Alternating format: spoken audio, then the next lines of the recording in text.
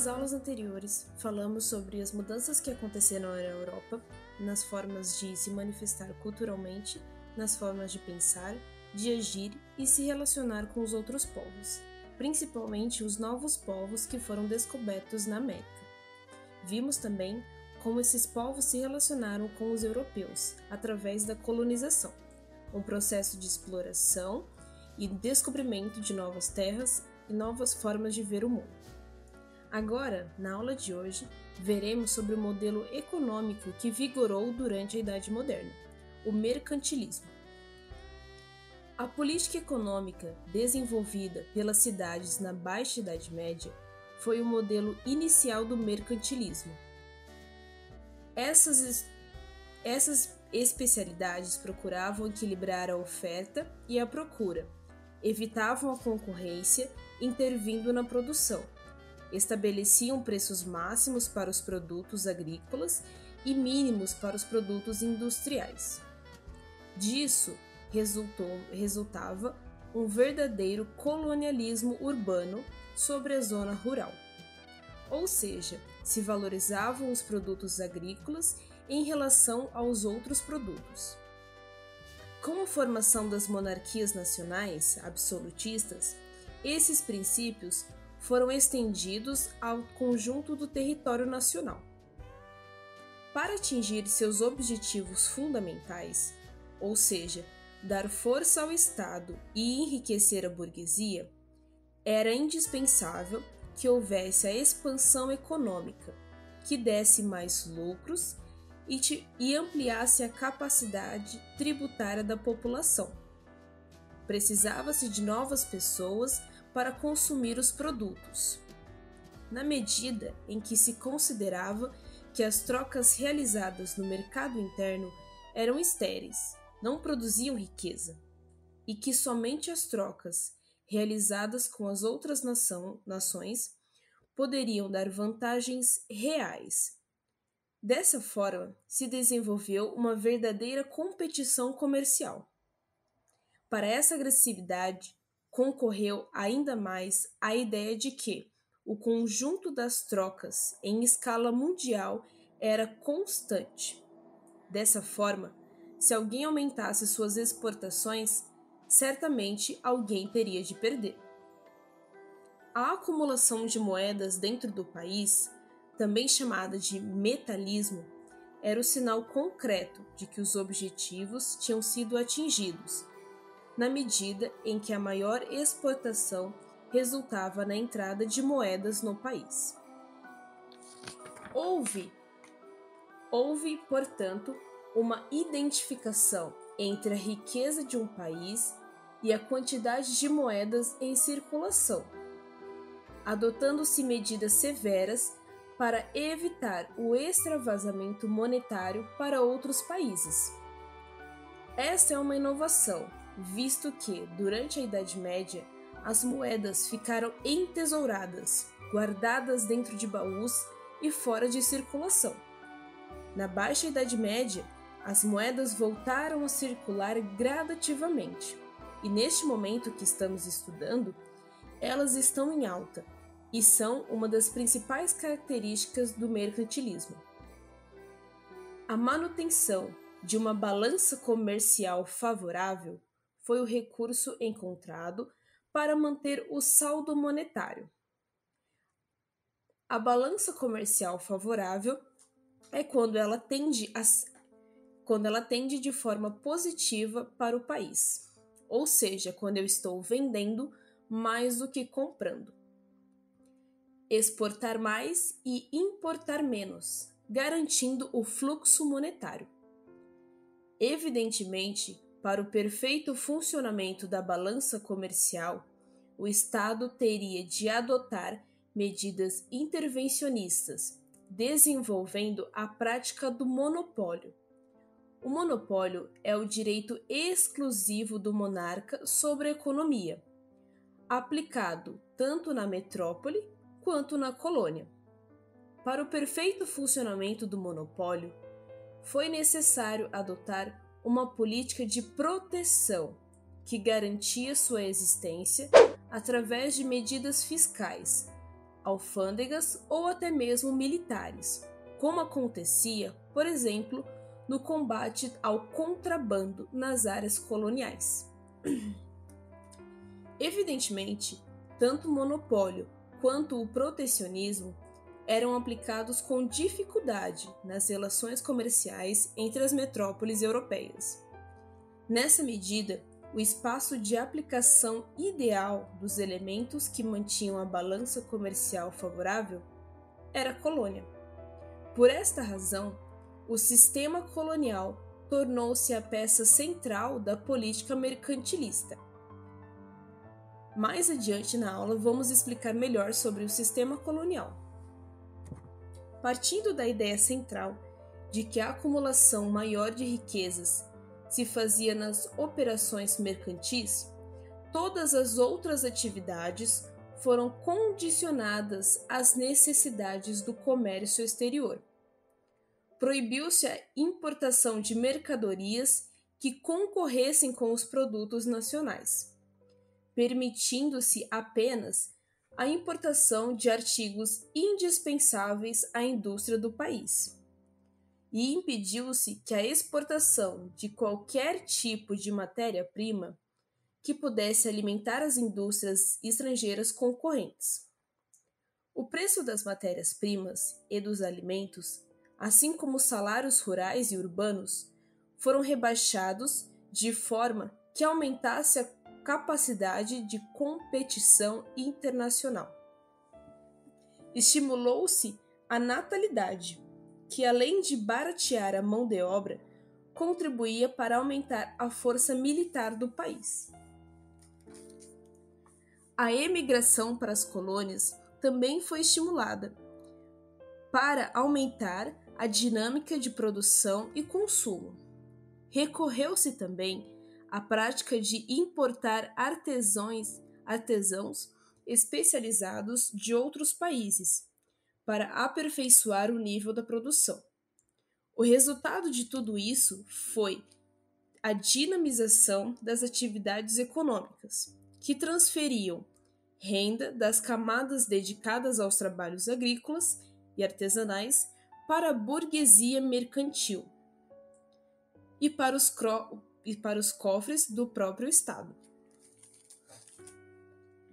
Apesar de nunca ter se constituído um conjunto de doutrinas perfeitamente organizado, o mercantilismo apresentou uma série de características comuns, baseadas na noção de balança comercial, monopólio, protecionismo e sistema colonial. Evidentemente, a prática mercantilista variou de país para país, de acordo com as condições de cada lugar, que deram origem a variados tipos de mercantilismo. O elemento estratégico dessa variação foi a posse ou não de colônias, e o tipo específico de colônias, se eram colônias fornecedoras de metais preciosos ou especiarias, ou simples colônias de povoamento. Nas colônias de povoamento não havia a extração de ouro, prata ou até mesmo especiarias que não tivesse na Europa. O mais famoso caso de colônia de povoamento foi o próprio Estados Unidos. A forma clássica do mercantilismo, ou metalismo, o metalismo, foi praticada pelos espanhóis, senhores que eram de colônias produtoras de metais preciosos na América.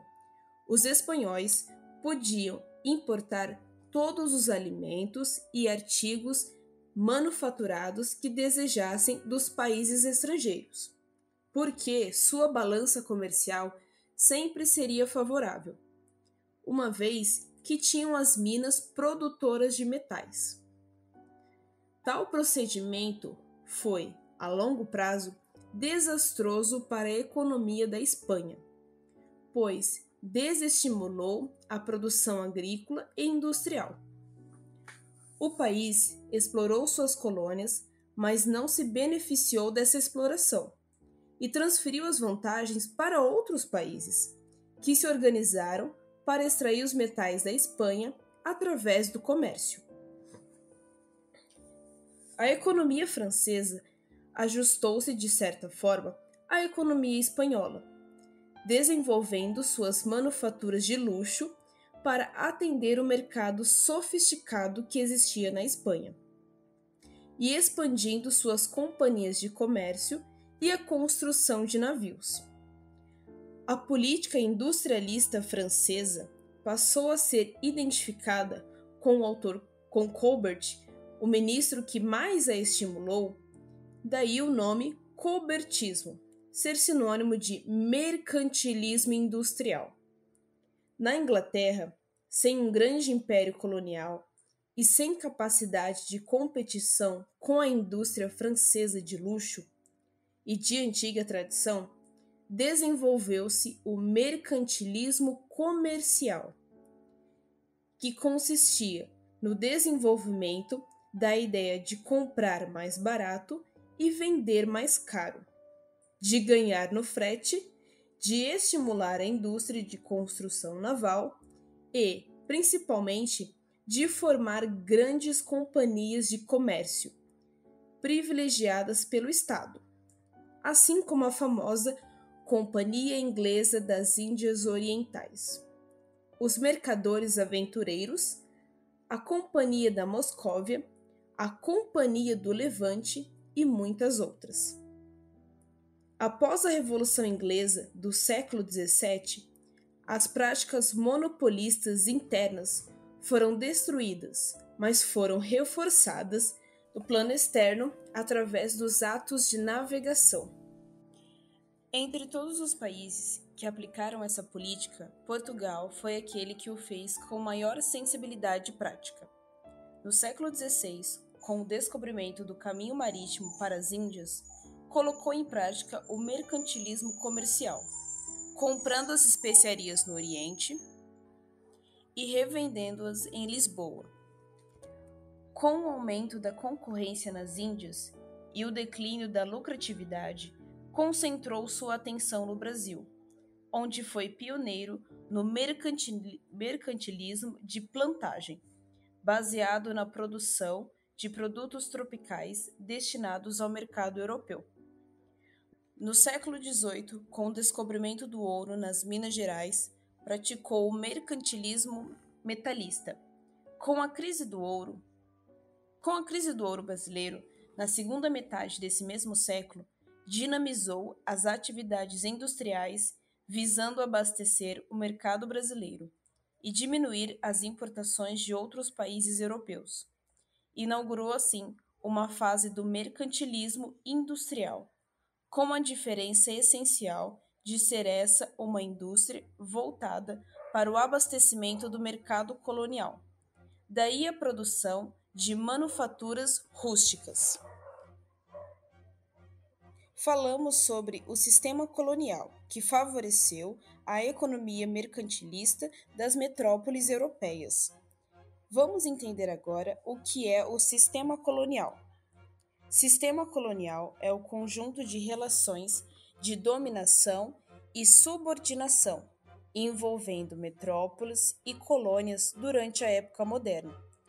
Relações mantidas entre as áreas metropolitanas e áreas periféricas eram diretas e exclusivas, originando-se da expansão marítima europeia, em meados do século XVI, como vimos nas aulas anteriores. O sistema comercial mercantilista, também conhecido como sistema colonial tradicional, se estendeu até o século XVIII, quando começou a entrar em crise. A denominação mercantilista vincula esse tipo de colonialismo à revolução comercial que estamos vendo. As áreas metropolitanas eram o centro do sistema colonial. As metrópoles disputavam e estabeleciam áreas de influência na América, na África e na Ásia. As metrópoles asseguravam de forma exclusiva o abastecimento das colônias, fornecendo produtos manufaturados e a mão de obra escrava, sempre com preços muito altos. por outro lado, garantiam a apropriação de toda a produção colonial, sempre a preços baixos, revendendo-a a preços muito mais altos no mercado europeu. Além disso, gravava ao mundo colonial. Além disso, atribuía ao mundo colonial tributos excessivos e extremamente altos. Já as áreas coloniais dizem respeito à área periférica do sistema colonial, porções de terras localizadas na América, África e Ásia, onde se localizavam as colônias e feitorias. As primeiras áreas coloniais no continente americano operam na área de produção especializada de gêneros do mercado. Já as feitorias, típicas da África e Ásia, operavam na área de trocas de mercadorias. As colônias eram focadas na produção de especiarias para o abastecimento da metrópole, principalmente de produtos tropicais que não eram encontrados na Europa. Da mesma forma, na extração de metais preciosos. Entre as duas áreas que formavam o sistema colonial, existia um conjunto de regras e relações que foi chamado de Pacto Colonial. Entre as exigências impostas pela metrópole, destacava-se o exclusivo e navegação coloniais e o monopólio estatal de determinados produtos coloniais. No caso do Brasil, o pau-brasil, sal, diamantes, açúcar e etc. O exclusivo ou monopólio do comércio colonial era seu elemento essencial e, dessa forma, o definidor das relações entre metrópole ou colônia. A colônia poderia somente ter relações comerciais com a metrópole, que revendia os produtos das colônias por um valor muito mais alto na Europa. As colônias tinham a função de complementar a economia europeia e, para tal, concentravam-se na produção em grande escala de alguns gêneros agrícolas, altamente lucrativos, como o açúcar, algodão ou ainda os minérios. Isso tornava a produção colonial altamente especializada e voltada para os interesses da metrópole. Na montagem de um sistema produtor na América, os recursos naturais, como terra, eram abundantes. Os capitais, de um modo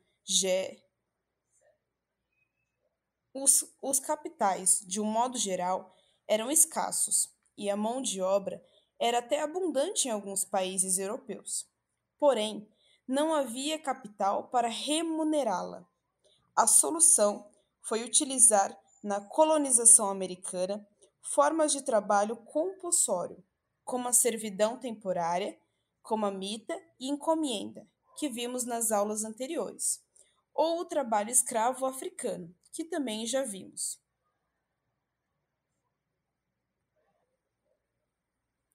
O sistema colonial enquadra-se dentro do capitalismo comercial e da política mercantilista.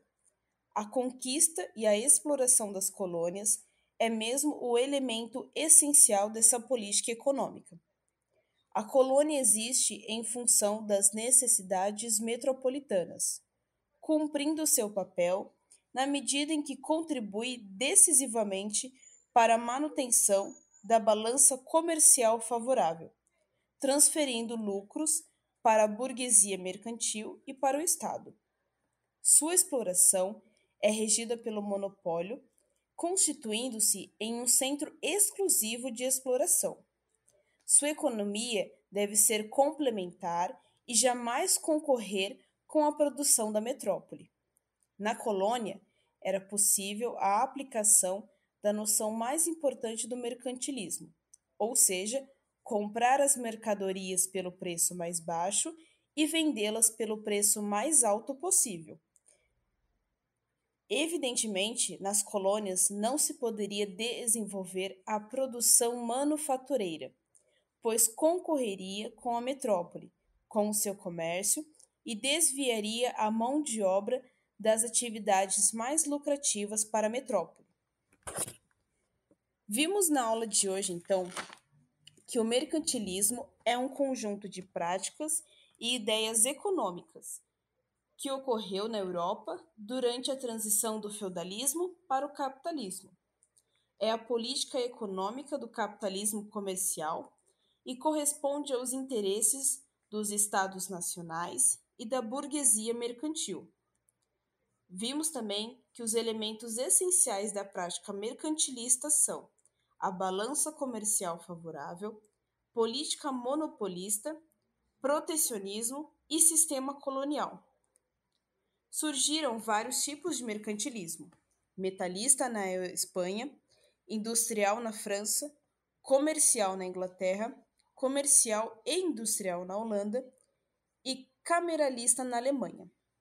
Vimos também que o sistema colonial era o enquadramento da colônia nas diretrizes da política mercantilista e era uma garantia de mercado exclusivo para o comércio da metrópole.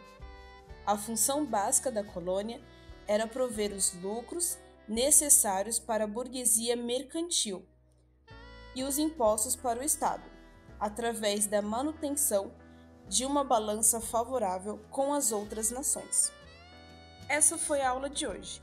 Obrigado por nos escutar até aqui e até a próxima aula.